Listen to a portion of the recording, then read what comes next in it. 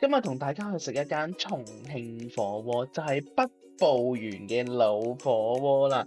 跟住我嚟一齊去睇下啦。餐廳咧就樓高3層，我哋先上2樓睇下咯喎。2樓咧都係一個好大嘅用餐區，同埋裏邊咧仲有好多嘅包房㗎，而每一間包房都好有特色㗎喎。而3樓部分咧就係戶外嘅用餐區啦，睇下幾有 feel。事不宜遲，準備好食嘢啦喎！湯底方面咧，我哋就揀咗4個啊，有雞湯、有菌湯，仲有紅湯，最緊要仲有嘅就係豬肚雞湯啊！食嘢之前一齊去睇下有啲乜嘢配料有得攞咯喎，仲有啊配方方面啊都可以跟足重慶嘅食法。網上好多人都講嚟北部園一定要食嘅一樣嘢就係燕烤土匪鍋巴，整個鍋巴咧外皮咧係金黃酥脆嘅，而裏邊咧仲有好多嘅小配料喎，有土豆絲啦、酸豆角，最緊要係咩？有個心形蛋啊，流心蛋炒飯。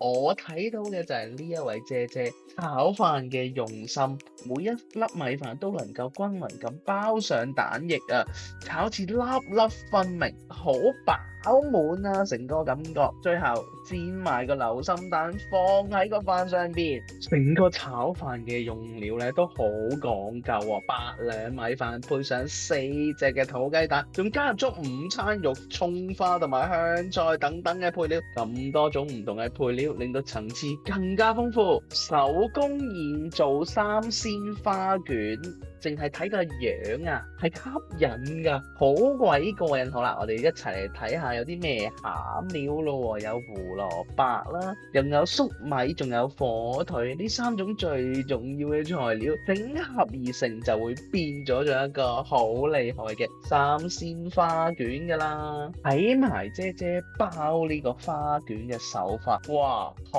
到嘢喎，好快就包到一個，好厲害啊！好期待之後嘅成品啊，出爐咯！你睇下幾大個3鮮花卷嘅味道咧，有少少鹹香，但係有胡蘿蔔嘅少少甜，好過癮。睇住師傅咧即場去包呢個手工醬肉包啊，即刻猜皮，即刻包餡。醬肉包嘅外皮咧柔軟蓬鬆，有彈性。等我搣開個包嚟睇下先，哇！啲肉香啊噴出嚟啊！重慶嘅特色小食辣刮刮涼粉，係啊，係凍食噶。涼拌嚟講咧，酸酸辣辣嘅口味咧係好鬼過癮噶，清涼爽滑啊！而呢一個涼粉啊，仲有啲煙韌啊，加埋大量嘅花生同埋蔥花粒，喂，好鬼正啊！小食嚟講，滷水鳳爪都係少不了噶。現炸酥肉方面咧，哇，條條都好大條嘅喎，炸到好鬼香脆，裏邊嘅肉仲係好嫩滑啊！手工現推豆花，一陣間慢慢試。嚟到我最期待嘅就係分菜9蓋碗啊！有啲咩？有午餐肉啦，有臘腸，有魷魚，有鵪鶉蛋，仲有呢個滑蛋牛肉啊，同埋仲有一款牛肉，有魚片，有黑毛肚，最後仲有鴨腸啊！食材方面啊，完全係食得到佢嘅新鮮，同埋配埋個醬料食，真係錦上添花。雞肉方面咧都係好滑啊，鵪鶉蛋燒賣加埋餐肉，完全係一個好得意嘅點綴啊！藤椒牛肉咧，一定要講多少少啊！食材嘅品質咧，牛肉係選用到最優質嘅部位喎，切到啱啱好，好鬼薄，但係咧睇到個紋理好清晰喎，牛肉鮮嫩同藤椒嘅麻香啊互相交織，口感好豐富，麻香味好足夠，令人哋咧食完想再食啊，唔夠想繼續追加。吊籠方面咧就一啲問題都冇噶啦，喂，好鬼穩陣啊吊籠啊！隨隨手工蝦滑，店員啊就喺我哋面前啊，將一啲好新鮮嘅蝦仁放咗喺個盅裏邊，然後咧就再加上生粉，再加上蛋，最後就會落埋呢一個蟹子啊，一路中成一個好正嘅蝦滑啦。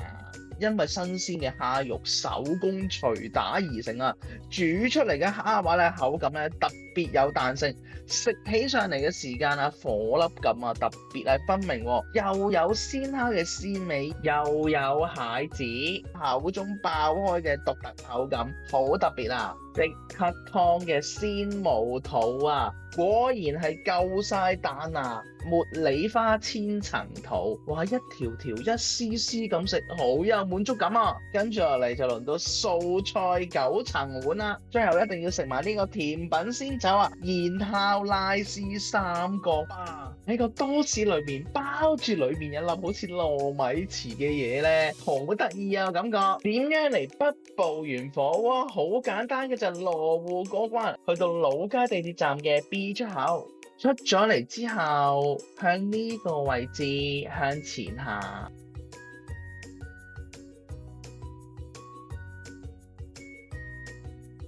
嚟到呢一個位，我哋要轉右過馬路㗎。過咗馬路之後，我哋沿住呢個方向一路直行，見到前面有一個行人天橋，我哋行上去，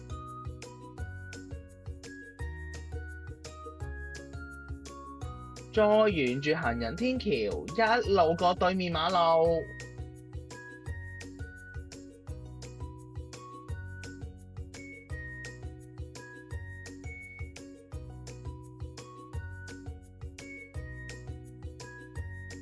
嚟到呢一個位置，我哋一路直行，